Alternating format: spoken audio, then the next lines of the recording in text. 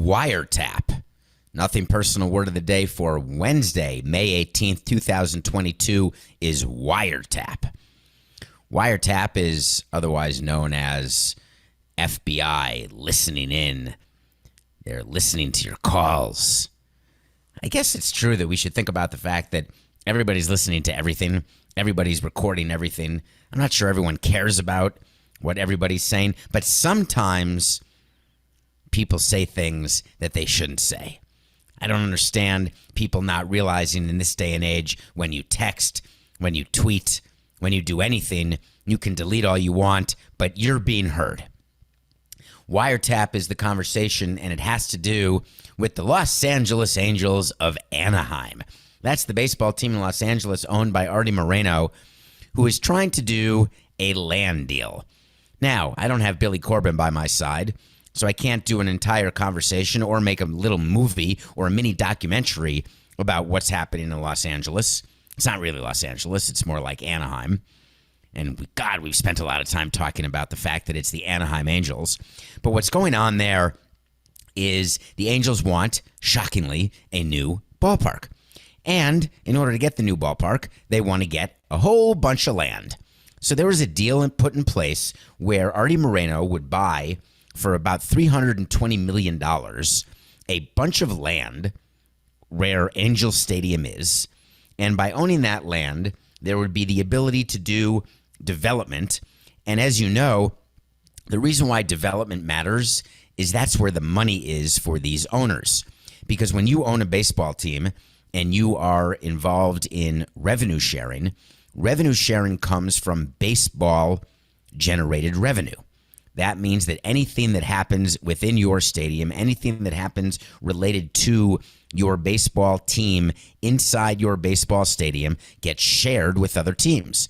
But if you buy land around your stadium, develop it and own hotels or convention centers or retail or commercial, you get to keep that money, and none of it has to be shared with teams like the Marlins or the Guardians or the Royals or the Rays. So the Ricketts family, when they bought all of Wrigleyville, and of course that's a bit of an exaggeration, but when you develop in areas around Wrigleyville, you're doing that for the sole purpose of hiding money or trying to make more money. The Lerners have done that in Washington around Nationals Park. It is a very common thing.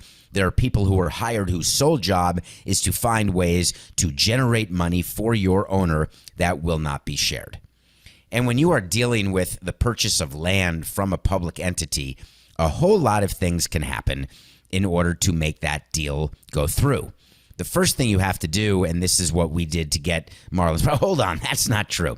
We didn't do anything illegal at all, and God knows it wasn't for lack of looking by the Norman Bramans of the world and everybody else in Miami who thought that we had engaged in some nefarious activities to get Marlins Park built. Of course, we did not. We just engaged in outstanding negotiation. But there are deals that happen, and there is corruption that happens in a way that would make your eyes water, and it is not unique to baseball. That is the way of the world, and that's why people want to speak truth to power. That's why people are always questioning what are the motives, what's going on behind the scenes. Are elected officials actually doing what's in the best interest of their constituents, or are they doing what's in the best interest of themselves? In Anaheim, there's a mayor. His name is Mayor Harry Sidhu, and there's a 90% chance I pronounced that name wrong, but Sidhu. And the mayor in Anaheim is engaged in a deal and cut a deal to sell what is argued by many to be undervalued land to Artie Moreno. Now, how do you get that deal done? Well, generally, what you do is you negotiate. Sometimes what owners do and what owners' representatives do is they find ways to get votes that are required to get certain things passed, certain revenue streams, certain taxes, certain additional taxes, certain allocations of existing taxes. And they do it in ways where the politicians feel as though it is maybe on the line of what is allowed and what is not allowed. But sometimes if you don't know where the line is, you go over the line. And what happened in Anaheim is the FBI got wind, right? because there was a city councilman named Jose Moreno, and he accused the Angels owner, Artie Moreno, and he accused the mayor, Harry Sidhu, of engaging in illegal and, let's just say, illegal activities that led to this undermarket deal. And what was wiretapped was a conversation where this is so unbelievable. When we met with politicians, Coca, I had to register as a lobbyist. And so I met with all the different members of the county commission, the city commission, and you met them all one-on-one. You did not meet them, quote unquote, in the sunshine. Sunshine is when you're going to meet with more than one commissioner at a time. That has to be done in a public arena so that people can listen in, people can ask questions, and it's all meant for accountability. It's meant as sort of an anti-corruption set of rules to fight against corruption. But when it's one-on-one, that can lead to certain side deals, and those side deals may not be worth it. When you are a mayor, what you are looking for, much like any politician, is you're looking for money for your re-election campaign, or you're looking for certain favors to be done for you, for members of your family, etc.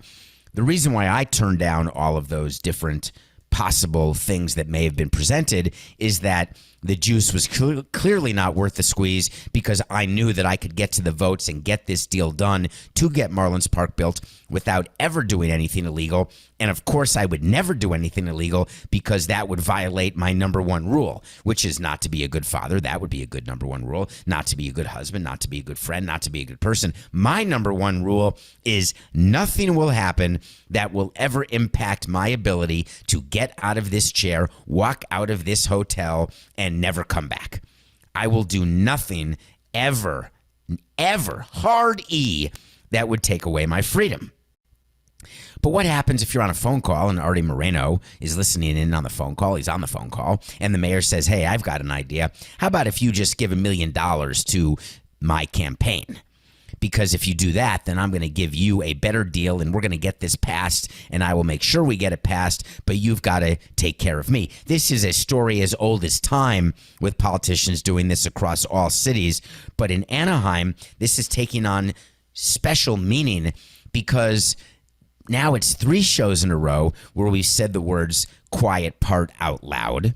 And the reason why you never want the quiet parts to ever be spoken out loud is that plausible deniability is when people suspect that you are doing something, but you get to say, listen, I don't even know what you're talking about. Of course I would never do that, even if in fact you are doing that. And so imagine if the mayor and Artie Moreno were engaged in some sort of illegal deal, and that the sale to Artie Moreno of that land was leading to not just enriching the Artie Moreno and the Anaheim Angels, but in addition was doing something to advance the career of the mayor. And if you do that, by definition, you are doing that at the expense of your constituents. And that's the thing that Billy Corbin was fighting with Inter Miami, is he wasn't trying to take away soccer. That was never the intention of his mini documentary. The intention was simply and solely to make it so the deal would be better.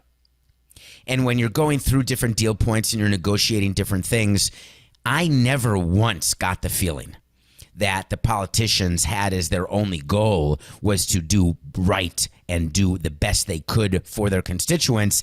And they're not alone. And I'm not in any way sullying anyone in Miami or any of the politicians who people either voted for or recalled. I am merely commenting on what is real. And what is real is that in this world of business, there are people who are in it for themselves. And that is perfectly normal in the private sector. But in the public sector, you're not supposed to do that. And if you do it, you're certainly not supposed to talk about it. So they wiretapped and heard the discussion where this happened. What do you do now? If you're Anaheim and you're presented with this article that came out yesterday, and you are presented with the possibility of unsavory business, you have to come out and say, right, a very simple quote, which is, we will determine what this means for the stadium plan in the days ahead, said a spokesperson for Anaheim. The Angels are saying, Absolutely, we did nothing wrong, and we are interested solely in doing what's right for our fans. That's the same as constituents, right? Politicians have constituents who are voters. Owners, in theory, are supposed to have constituents who are fans, which is why they always thank the fans first, and they say they love the fans. And I tell you on Nothing Personal, it's not about loving the fans. It's not about doing what's right for the fans. It's about doing what's right for themselves and their business. And query, is that so wrong? What is it that we are trying to protect? And what we're trying to protect is not illegal activity, because that's codified and that's what people say they are trying to protect. That's what law enforcement is trying to do, is weed out the bad people and the bad acts by the bad actors. But actually, when you are putting together a stadium deal like this, everyone is doing it, in my opinion, with everyone's best interests in mind, because it's good to have a new ballpark. It's good to have owners who are engaged in the stadium, who are investing in your community. But sometimes they go too far. And so what happens if Artie Moreno went too far? What happens if the mayor went too far? He could get recalled, not get reelected. Artie Moreno's not going to lose his team. They're not going to lose the ability to develop around their stadium, because at the end of the day, the Angels will just leave Anaheim. And so then it gets sort of boiled down to leverage. And you find me a deal anywhere. You find me an example in your life where you having more leverage than the person you are speaking to or negotiating with. Find me an example where having more leverage doesn't pay off for you. The only time that happens is when either A, people don't realize they have the leverage, or B, people are too intellectually challenged to understand what to do with that leverage. Artie Moreno is a lot of things, but stupid is not one of them. He will take full advantage of all leverage he has. He will get this land deal done. It will get approved, and the Angels will get their new stadium along with their new development and take more revenue away from all of the other teams who are looking for the revenue. So the major lesson for wiretap being the word of the day is not about Anaheim. It's not about baseball. It's not about stadiums. It's about generally you, and it ties into yesterday's story that we did about Nestor Cortez and tweets, and thinking about what you do, what you say, and where that will live, and the fact that those statements and pictures will live forever. But how do you communicate that to your kids? How do you communicate, hey, don't take a selfie with you ripping a bong hit. Don't take a selfie or take video of you having sexual relations with someone who may or may not be interested in those sexual relations. A, you shouldn't be doing that to begin with, but B, just know that there is no such thing as fully encrypted. There's no such thing as the disappearing text or the disappearing photo or the disappearing phone call. I guess the moral would have been, hey, do it in person and make sure there's no electronic trail. But I guess everybody's watching. Everybody's listening. We are in a society of George Orwell, Big Brother. So just act accordingly, would you? And I guess kids don't pay attention to the lesson until they get burned, and you do your best to try to teach them what could happen. You try to give your players that same sort of childlike perspective when you're acting like a parent. It just doesn't work all the time. But when you're trying to get a ballpark, you do pretty much anything. In Oakland, just down the road, I guess is Oakland, I can't say that. Frisco is not considered down the road from LA, is it? Well, it's, first of all, you're right, it's up the road. Do you know that when you're talking about something north, you say up? When you're talking about something south, you say down? Hey, I'm going up to Philadelphia. People in New York say, yeah, I'm going to go up to Philadelphia tomorrow. No. You're going down to Philadelphia. You're going up to Boston. People get that wrong. I don't know why. In Oakland, that's happening as well. And it is a 6-hour drive, Coca. He's whispering in my ear. It's 6 hours. That's not right up the road. It sort of is. Like, if you're a 9-hour drive from somewhere, that to me is the limit, right? If you're 9 hours or more from somewhere, you can't say that's up the road. I'm going to say 6 hours is up the road, but 9 hours, that takes like special planning. You lose a whole day. You're going to need a lot of beef jerky, and the juice better be worth the squeeze if you're getting in your car for 9 hours just to do something or someone. So in the A's situation, there was a quote that came out yesterday that made me smile as such a movie buff that I am. One of my favorite movies is Major League. And if you go back and look at Major League, it's so interesting. remember in that movie, there was an owner of a team who was trying to lose games, right? The original tanking was going on in Major League. And the reason is that the owner wanted to move the team from Cleveland. By the way, those stadium scenes, the baseball on-field scenes, were filmed at the old county stadium in Milwaukee is where they were filmed. And if you look at the Easter egg, they forgot to Photoshop WTMJ off the scoreboard at Old County Stadium, which is a radio station in Milwaukee. But I totally digress. But if you are trying to get a stadium and you are tanking, in Major League, they were tanking to move to Florida. They wanted to move to Miami. Did you know that? Did you remember that, Coca? That the woman owner of, I don't know why I said woman owner. She was just a woman owner. Remember, they put that picture of her up and they clip off a piece of her clothing every time they won a game. I wonder if that aged well. That scene, I'm going to say that did not age well, where they put a picture of the owner in a bikini and they would rip off one of the pieces of the bikini every time they won. And at the end, she just had like the nipple tassels on. I'm not sure that works now, but the concept does. And they wanted to move to Miami so badly. I guess that didn't work either. So Dave Caval, and I call him Caval. I keep getting his name wrong. I don't know which it is, Coca. He gave a quote and he said, I know regarding their attendance, they drew last night about 3,200 people to their game against the Twinkies. He said, I know some people think it's Major League, but it's not. We wouldn't be spending $2 million a month trying to get our waterfront ballpark approved if we weren't serious about staying in Oakland. That's not true.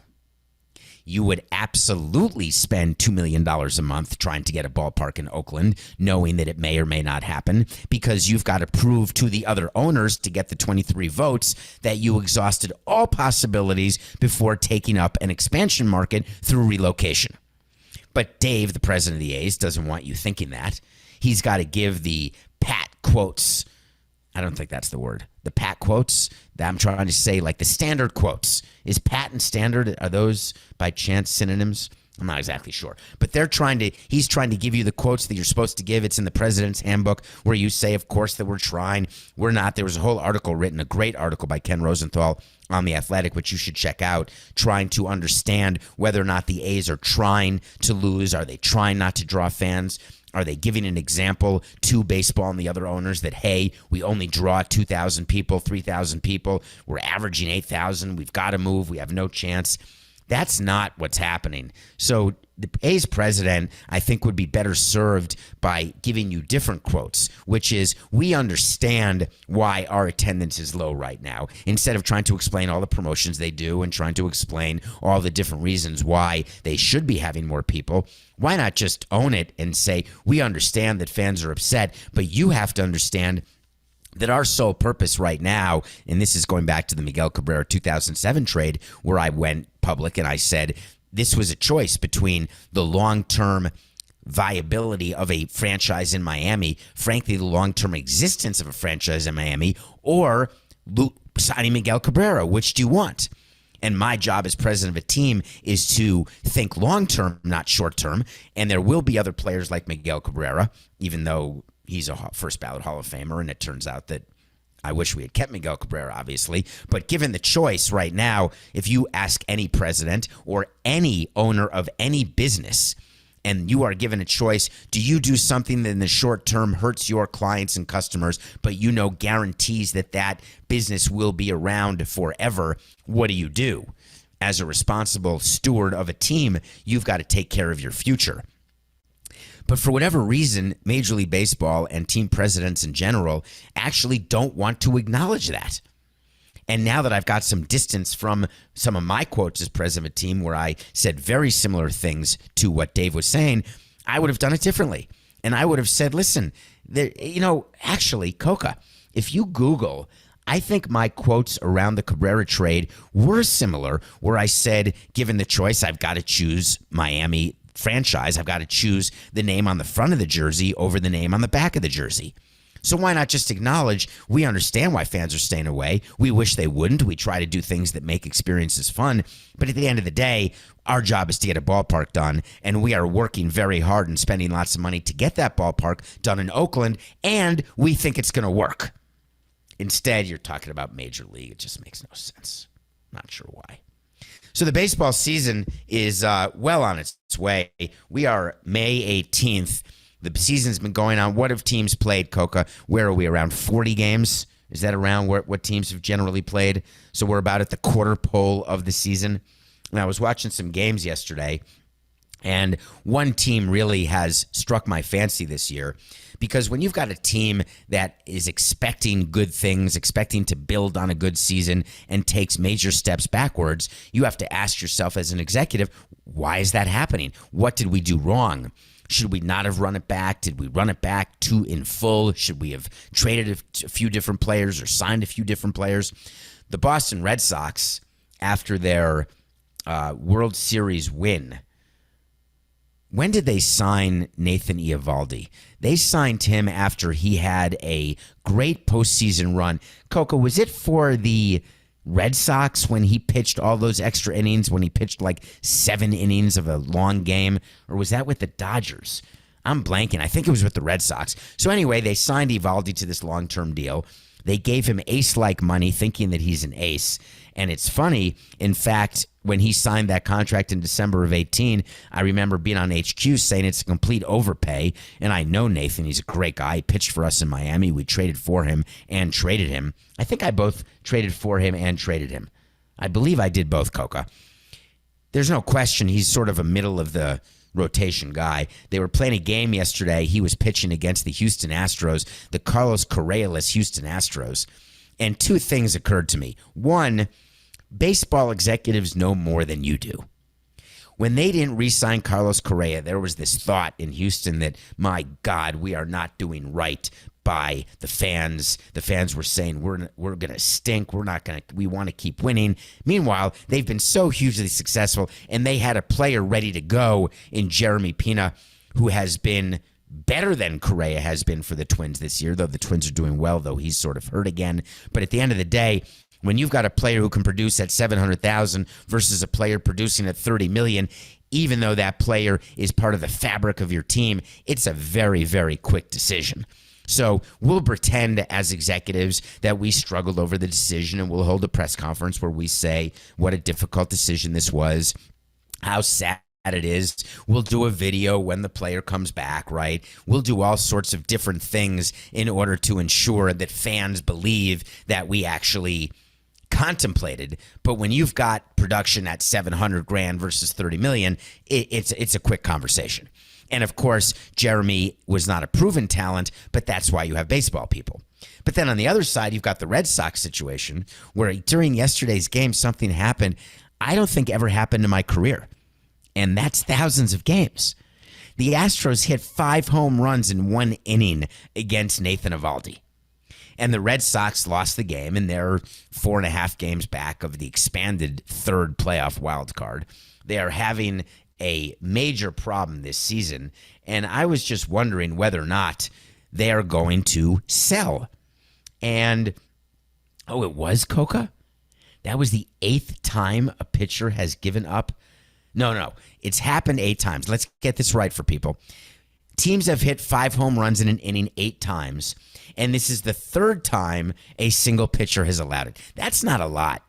Side note, Coco, we would have during games when we'd sit with the GM and we'd be talking about the games and watching, and then something crazy would happen, which it invariably does, and we'd have to pull out the rule book or pull out our roster or just watch in amazement. We would always call over our PR guy and we'd say, hey, PJ, Matt, that's never happened before, right? I mean, that's got to be a first. And they would always say the same thing. David, everything's happened before. That's the general rule in baseball. Everything that happens has happened before. There's nothing new under the sun. I would not have guessed that a single pitcher had given up 5 home runs in an inning, because it would not have occurred to me that any manager would let the 5th home run happen, to say nothing of the 4th. Maybe the 4th, I guess. You give up 3 home runs and you need some depth out of you need some length out of your pitcher that particular day, so you let him wear it. God, we used to tell our pitchers, you do that before a game. Second detour on this, Coca, when you know that you need innings out of a pitcher, whether it's a starter or a bullpen arm, and it doesn't matter what the score of the game is, because if it doesn't work out, it doesn't matter, because that pitcher is staying in the game until his arm falls off. Do you know that we tell that pitcher that in advance? And the reason we tell that pitcher that in advance is that it is critical for that pitcher to fully understand, right? They have to understand that they're not going to be rescued at all. And that's got to be how Nathan Eovaldi felt, right? He's got to say to himself, wow, I don't have it, and my fastball's flat. They're totally squaring up. So the Red Sox now have to decide what they're going to do. And when you're 40 games in and you've got a $200 million payroll investment, I can only promise you that the Red Sox and Chaim Bloom, their chief baseball officer, have not made a decision to sell. I'm not sure they're buying right now, but they are looking at their schedule coming up, and they're calculating how many series they have to win to get back to 500, how many games they have to catch up in the standings, how close they need to be to a playoff berth. But they're already within the range that I needed. I only needed a 5-game deficit for me to say, hey, we're ready to go. We can do this. We're going to make the playoffs. So they're only 4.5 back. I don't think you should panic at all if you're a Red Sox fan. Even though some of you are not just panicking about their record and their performance, some of you are panicking about their star, Xander Bogaerts, and whether or not he's going to stay or go. Is he going to declare free agency and leave the Red Sox? Yesterday, he said something, or it was earlier this week. Bogaerts actually said, listen, I'm not Aaron Judge. I'm happy to talk about an extension during the course of a season. And I'm happy to listen to any offers they may have. Of course, Scott Boras, his agent, said, nah, we're going to wait. I like that. I like when Scott Boras doesn't even care what his players want. If the Red Sox right now offered Bogaerts 180 over 6, or just a shade over what they gave Trevor Story, I think Bogaerts takes that deal. He'd be smart to take that deal. But Boras, there's no way he would let his client take that offer. So the moral of the story is that if the Red Sox, you're hoping to win 73 of your next 126 games, you're hoping that you re-sign Bogaerts at the end of the year, you're hoping you get to 86 games and try to get back into the playoffs, and now's your time in the season where 40 games in, you're still allowed to have that hope. Even if it's decreased, and even if you're frustrated and thinking, my God, this isn't our year, just think back to the Nationals, who won a World Series starting 19-31 after 50 games. Think back to the Marlins, who won a World Series being 10 games under 500 in May. It is possible to do. It's not likely, but when you're the Red Sox and you're John Henry, you're not giving up on that. No chance, toilet pants. All right, when we come back, we are going to review a movie by Ed Burns that I had never heard of that came on the algorithm of Netflix. And then we're going to talk to you about what's going on with Matt Harvey and how angry I am at Matt Harvey's suspension from Major League Baseball that was announced yesterday. We will be right back. Welcome back to Nothing Personal. It's David Samson. Thank you. By the way, I was just told by my agent yesterday that he's very disappointed with our subscription numbers on YouTube. We only have 7,000 members of our, way more of you are listening, like way more. But please, just go to YouTube. All you have to do is give an email, sign in, and for me, just hit subscribe because we want to keep bringing Nothing Personal to you every day. Audio, video, even when I'm traveling, here I am in a blazer with shorts on. But still, I am asking you to subscribe to our YouTube channel and watch and listen and tell your friends. We watch a movie every day. Tomorrow I'm going to review a movie. I'm going to watch this today, Coca. One of our listeners asked me to watch a movie called Taking Chance with Kevin Bacon. It's a bit of an older movie, but I'm going to watch it today. I think it came from when we did a top 5 list of veterans movies or movies about wartime, but I'm going to watch Taking Chance, and I'm going to review that tomorrow. But yesterday, I watched a movie called Summer Days, Summer Nights. Not S-O-M-E-A-R-E. I'm talking about the S-E-A-S-O-N of summer. Ed Burns is the writer and director. You may only know him as the husband of Christy Turlington. You may not even know him as that. I know him as the person who was in The Brothers McMullen, if you remember that movie. He's had a very interesting career. He is a phenomenal writer, a better writer than he is an actor, but not a bad actor at all. And this is a movie that reminded me a little bit of The Flamingo Kid. Flamingo Kid was a movie with Janet Jones, who is Mrs. Wayne Gretzky, Dustin Johnson's mother-in-law, and Matt Dillon, and that guy, the concierge from Pretty Woman, named Hector Alonso? I don't know if you remember that movie, Pretty Woman with Julia Roberts and Richard Gere. Anyway, he was one of the co-stars of that movie with Laura San Giacomo. This is a movie that takes place in the 80s on Long Island, and it's about a bunch of high schoolers who are about to go off to college, and they're having their last summer in high school. And they work. The main character is the son of the owner of the beach club out on Long Island. The owner of the beach club is Ed Burns. His son takes a job with him. His son had a girlfriend. They broke up for the summer. He finds a new girlfriend. There's great music. There's great stories. And it brought me back, but it really is, unfortunately, a poor man's Flamingo Kid.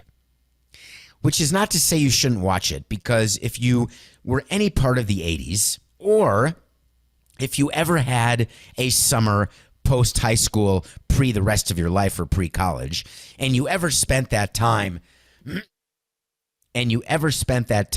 with your friends, then you are very much going to enjoy this movie. Is that true, Coca? The character in Flamingo Kid was Carla Sampson? My God. Am I related to Janet Jones? Wait, was it Sampson or actually Samson? There was no P? Janet, I'm coming for you. Wayne won't know. All we have to do is do it after 10 a.m. and he won't know the difference. He'll be totally schnookered. Anyway, I digress. Summer Days, Summer Nights with Ed Burns. You may want to check it out. All right, Coca, someone asked a question. We got to deal with it. You know what I want? I want to talk to Samson. So you want to talk to Samson. You know what that is. That is when you get on my Twitter at David P. Samson, hit follow, because that's a nice thing to do as well.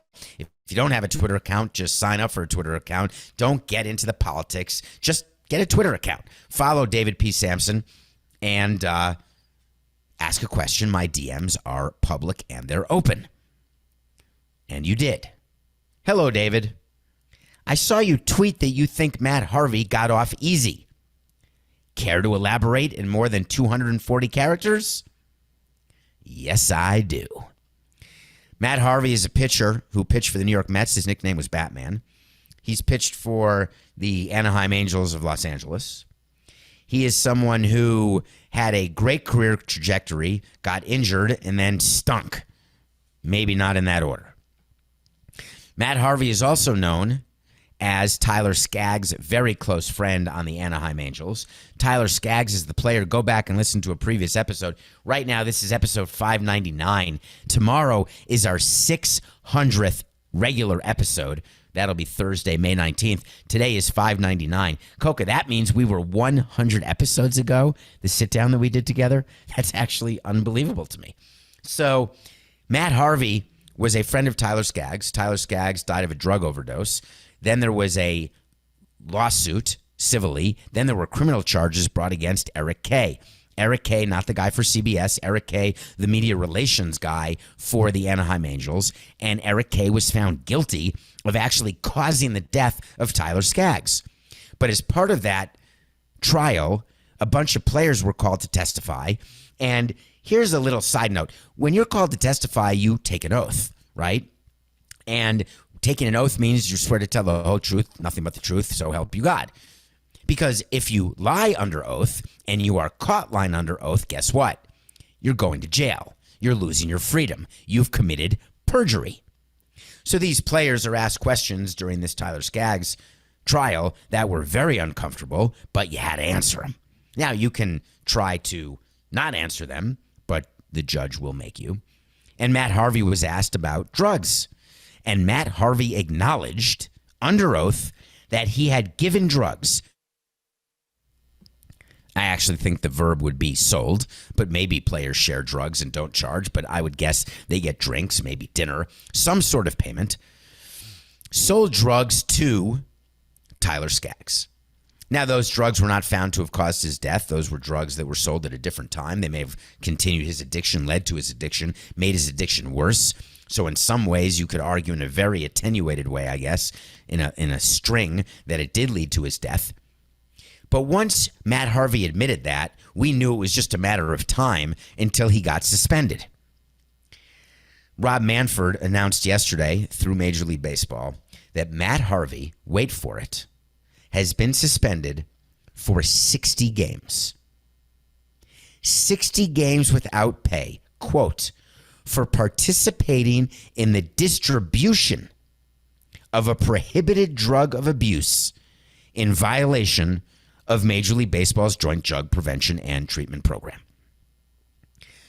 Matt Harvey knew the rules very well. He knew when he was testifying that he had no choice but to testify, no choice but to tell the truth. And he knew he was going to be asked whether he had ever given drugs to Tyler Skaggs. And when he was asked and had to answer, he knew that he was in line for suspension. So my question is this, Major League Baseball. You suspended Matt Harvey for 60 games on the same day that you suspended a pitcher for the Milwaukee Brewers, whose name escapes me. I want to say it's someone Maya, Seja, Foja. I just can't think of the name. 80 games for taking steroids, which means what you are saying to your fans and sponsors and to everybody around the world is that you view taking PEDs as worse and more actionable than distributing drugs of abuse. I'd like us all to take a moment and ponder that concept. What's the impact of PEDs when you take them? What do you think? More home runs? A few miles per hour on your fastball? Body breakdown? No, that's not why Major League Baseball punishes people for PEDs. When PEDs were happening in 1998 and the home run chase between McGwire and Sosa and everybody was complicit. I didn't join the game till 99, but I was equally as complicit during my first few years in baseball, where you know players are taking steroids, you know they're taking PEDs, but you also know that they're doing it willingly, that PEDs are not addictive. They're doing it for money. They're doing it the same way bodybuilders take steroids in order to win bodybuilding competitions, or anyone takes anything. When you take 5-hour energy groups or Jolt or Red Bull or whatever you were taking, whatever cola you were drinking to stay up late and study, you know, no dose. What about that? That was a good one. You know that you're doing it with a means to an end. And the means to the end is improving, in theory, your self-worth and what comp you're going to get, or what accomplishments you're able to get, what degrees you're able to get. There's all sorts of different reasons why people do things to themselves. But when there's gambling involved in the game, when there is equal playing field, competitive balanced parity, you want to try to legislate against people doing things that you believe will give an unfair advantage to certain players over others. Of course, you mask it the way baseball did by saying we're trying to get kids not to take steroids because kids are bad for you and you could stunt your growth, or you could get your body to break down, and we don't want kids taking steroids thinking that that's the only way that they're going to be in the big leagues. So we're going to do this big thing with the union, and we're going to call it the Joint Drug Prevention and Treatment Program, and we're going to do all these different protocols because we're going to set the example for society that we are the doers of right. And then we're going to suspend Matt Harvey for only 60 games. You know what's worse than taking PEDs? It's giving illegal drugs to addicts. What's worse than a drug dealer?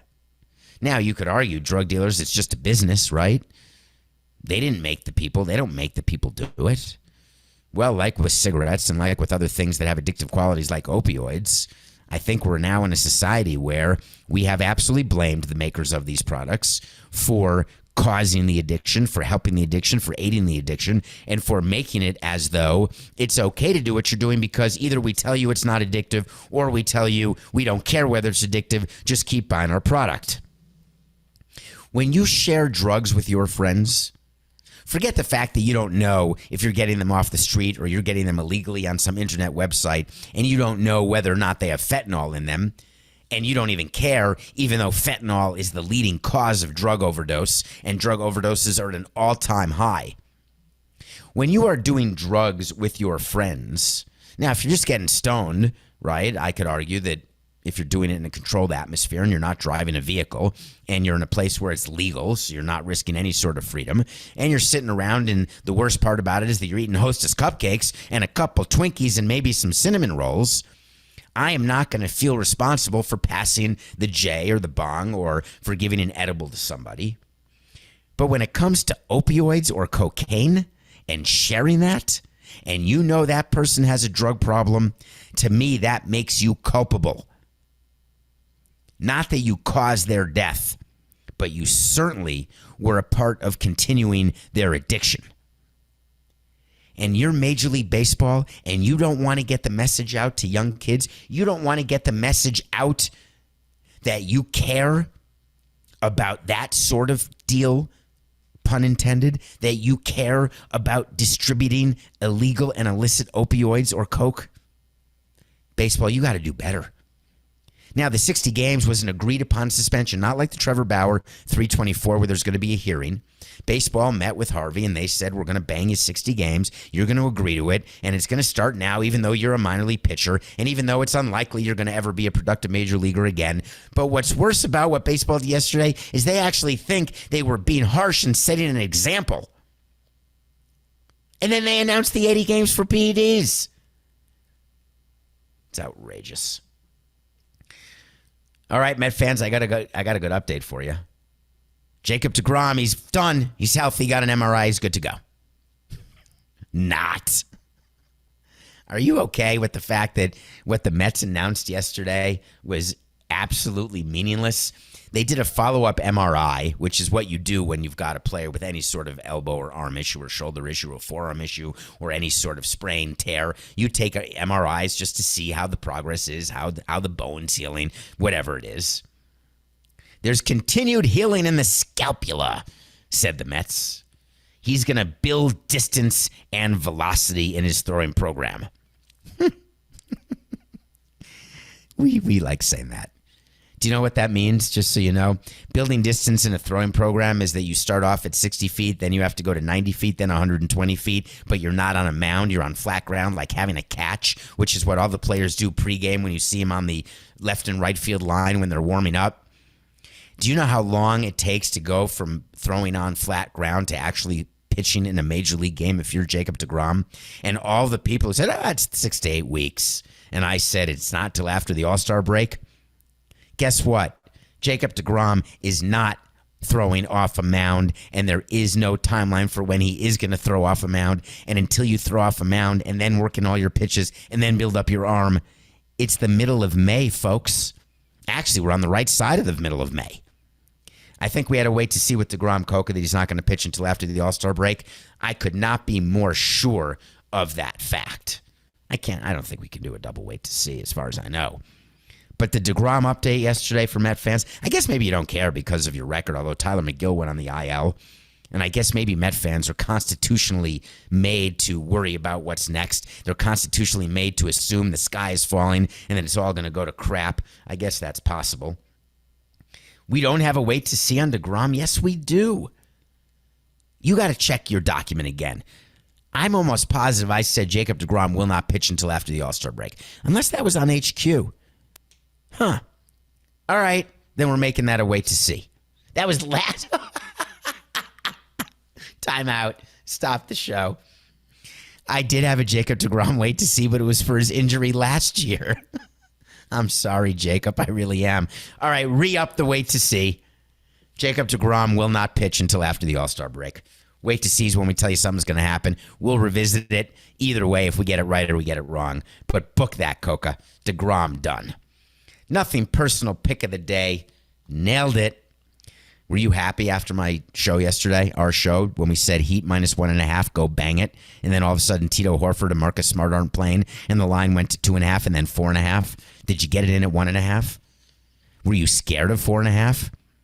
The Heat won by 11, 118-107. Coke and I spent about 20 minutes on the phone yesterday going through the over-unders of different players on the team. Do you know the over-under for Grant Williams yesterday was 8.5 points? Do you know Grant Williams, the guy who scored 27 points in Game 7 against the Bucks, his over-under was 8, and he scored 7 yesterday? Todd Furman, are you out there? I know you listen to the show. Can you please come back to our show and give me a better explanation as to how in the hell that happens? I'm just asking.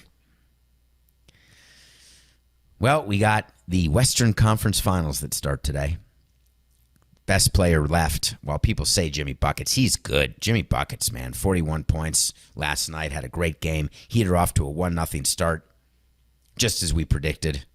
Series is far from over. I think we predicted the Celtics were going to win the series. Nothing happened yesterday, unless the whole team gets COVID. Al Horford. Is it Tito or Al? Could I get that wrong every show? Is it possible? Let's just say Horford.